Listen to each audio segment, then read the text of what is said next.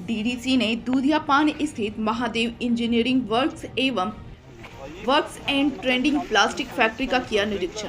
Dhanbad DDC Shashi Prakash Singh शुक्रवार को दूधियापानी स्थित Mahadev engineering works and training plastic factory का निरीक्षण करने पहुंचे। इस दौरान वे पूरे सिस्टम का बारीकी से मुआयना किया, कैसे संग्रह किया जाता है, संग्रह करने के बाद उसकी क्या प्रक्रिया है तथा उसका उपयोग कहां-कहां किया जाता है। मीडिया से मुखातिब होते हुए डीडीसी श्री सिंह ने कहा कि पिछले डीएमएफटी की बैठक में केंद्र व राज्य सरकार के निर्देश पर प्लास्टिक वेस्ट मैनेजमेंट की योजना प्राथमिकता से लेने पर चर्चा हुई थी। उसी के मद्देनजर आज दूधियापानी स्थित फैक्ट्री का निरीक्षण किया गया। इसकी पूरी प्रक्रिया की जानकारी ली गई है। इसके बेहतरी के लिए डीएमएफटी मद से हर तरह का सहयोग जिला की ओर से किया जाएगा। वहीं फैक्ट्री के संचालक सह उप प्रमुख विनोद दास ने कहा कि आज के समय का सबसे बड़ा प्रोजेक्ट एवं पर्यावरण के बचाव की दृष्टि से प्लास्टिक वस्तुओं को संग्रह कर बाहर भेजा जाता है, जिसे रिसाइकलिंग कर प्लास्टिक के विभिन्न वस्तुओं को बनाया जाता है। अगर प्रशासन सहयोग करे तो बृहद पैमाने में उद्योग को बढ़ावा जाएगा, जिससे क्षेत्र में बेरोजगार युवकों को रोजगार भी मुहैया होगा। एनवायरनमेंट के पर्सपेक्टिव से सेंट्रल गवर्नमेंट और स्टेट गवर्नमेंट्स जो हैं वो प्लास्टिक वेस्ट मैनेजमेंट को एक बहुत इम्पॉर्टेंट अहमियता दे रहे हैं। जिला प्रशासन भी उसी सिलसिले में काम कर रही है। हाल ही में हमारी जो डीएमएफटी की बैठक हुई थी उसमें हम लोग प्लास्टिक वेस्ट मैनेजमेंट को लेकर के एक एजेंडा पे हम लोगों ने डिस्कशन किया और इसके प्लास्टिक वेस्ट मैनेजमेंट को लेकर के हम लोग काम करने पे जो है एक एजेंडा भी पास किए हैं, जिसमें हम लोग जो ग्रामीण स्तर में और जो शहरी क्षेत्र में जो प्लास्टिक वेस्ट जनरेट हो रहे हैं उसके कलेक्शन, सॉर्टिंग, सेग्रीगेशन और रीयूज़ पे जो है हमारा स्पेशल फोकस है।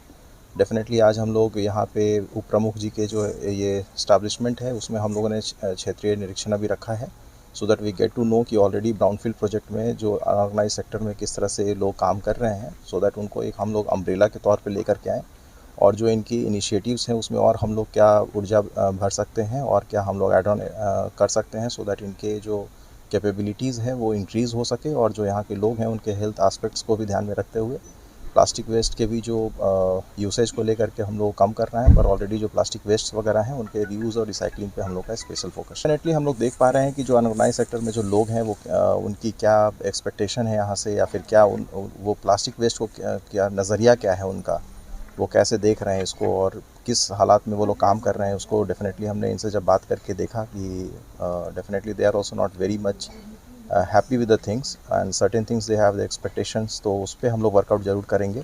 खास करके इनके हेल्थ एस्पेक्ट्स को लेकर के इनकी हम लोग ट्रेनिंग सेशन ज़रूर करेंगे। हम लोग आने वाले समय में कुछ किट्स वगैरह का हम लोग प्लान कर रहे हैं जो डिस्ट्रीब्यूशन से, ताकि इनके जो कलेक्शन का टेक्निक है उसको हम लोग इम्प्रूव कर सकें और इनकी जो प्रोडक्टिविटी है उस पर भी हम लोग वर्कआउट करेंगे अभी। और सर इस मॉडल ही हमारे ख्याल से ज़्यादा उचित रहेगा।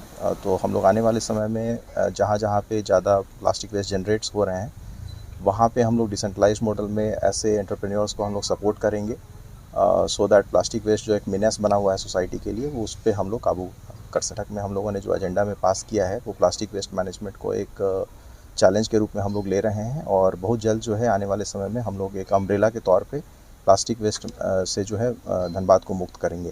सर ये अभियान जो पूरा जिला में चलेगा या फिर नहीं, ये पूरे ज़िले का अभियान है। इसमें हम लोग डिसेंट्रलाइज्ड मॉडल में हर प्रखंड में ऐसे जो प्रमुख जी का जो इनिशिएटिव है इसको हम लोग सब जगह रेप्लिकेट करेंगे। देश में जो पर्यावरण दूषित होने के लिए जो कचरा है उसको हम कलेक्ट कर करके उसका देश के भागीदारी में, विकास के भागीदारी में हम लोग काम जो कर रहे हैं, हमारे काम से वो बहुत प्रभावित है।